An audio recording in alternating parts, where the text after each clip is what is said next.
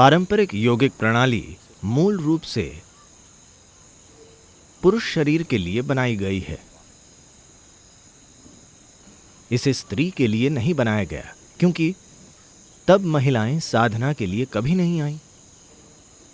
उनके लिए जाना संभव नहीं था, कई कारणों से, शारीरिक कारण, सामाजिक कारण, हर चीज जिस तरह से थी।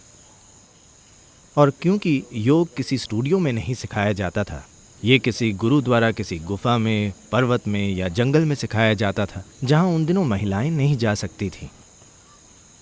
तो मोटे तौर पर योग प्रणाली का 99% पुरुषों के शरीर पर केंद्रित था, न कि स्त्री के शरीर पर।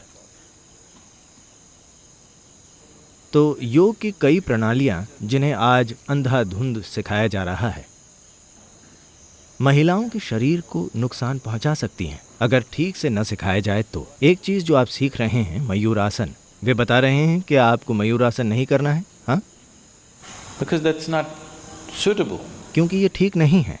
ये एक मयूरासन है, न कि मयूरी आसन।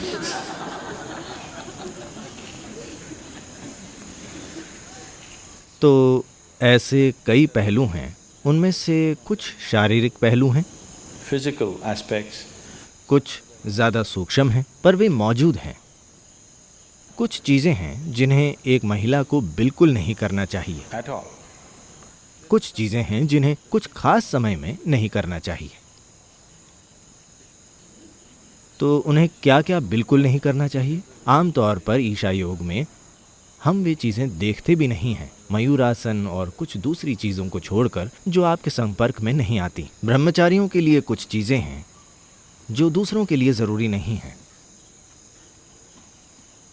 तो किसी खास समय में आपको क्या नहीं करना चाहिए, यह हर महिला पर निर्भर है। यह थोड़ा अलग हो सकता है। हर कोई उन दिनों में उतनी तकलीफ नहीं झेलता जितना कोई दूसरा झेलता है। कुछ लोगों का पूरा जीवन पटरी से उतर जाता है। Off the track. कुछ लोग ज़्यादा परेशानी के बिना इससे गुजरते हैं, चाहे मानसिक या शारीरिक तंत्र में। Or physiological system. तो हर व्यक्ति के हिसाब से थोड़ा बहुत बदलाव करना होगा। पर अगर हम कुछ ऐसा कर रहे हैं जो कि बहुत बलशाली है, अगर हम कोई ऐसा अभ्यास कर रहे हैं जो शक्तिशाली है, तो उन दिनों उसे न करना बेहतर होगा। क्योंकि कोई भी शक्तिशाली गतिविधि शरीर और मन में हलचल पैदा कर सकती है, क्योंकि उस समय शरीर कुदरती रूप से थोड़ा आराम, थोड़ा शांति चाहता है, Quiet. न कि हलचल भरी गतिविधि। कुछ और दूसरे पहलू हैं जो कि आसान से ज़्यादा क्रिया के बारे में हैं।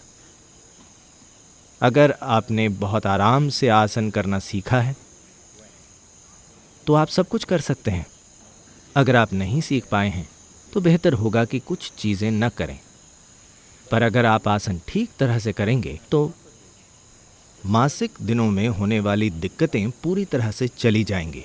कम से कम दर्द और ऐंठन और ऐसी चीज़ें बिल्कुल नहीं होंगी अगर आपकी साधना ठीक है तो।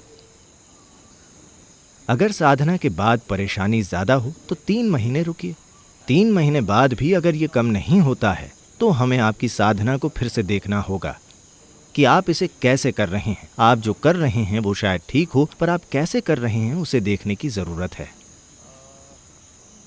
क्रियाओं के मामले में ज़्यादा नियम हैं, आसनों के साथ इतने नियम नहीं हैं।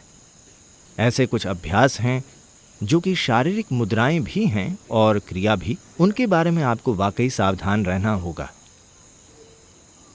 जैसे हम सूर्य क्रिया करते हैं, सूर्य क्रिया पर सावधानी से ध्यान देना ज़रूरी है, क्योंकि अगर आप में बहुत सूर्य जले तो एक स्तर पर यह बहुत अच्छा है, पर अगर इससे आपकी स्त्री प्रकृति का पहलू परेशान हो रहा है तो हमें इसे बदलने की ज़रूरत है। हमें इसमें थोड़ा सा जुगाड़ करना होगा। महत्वपूर्ण बात यह है कि ये हर व्यक्ति के लिए अलग है, सभी के लिए एक जैसे निर्देश नहीं है। पर आमतौर पर ईशा योग के रूप में जो सिखाया जा रहा है उसे छोड़ना ज़रूरी नहीं है, वो एकदम ठीक है। कपालभाति को छोड़कर बाकी सब ठीक है, उसे किया जा सकता है।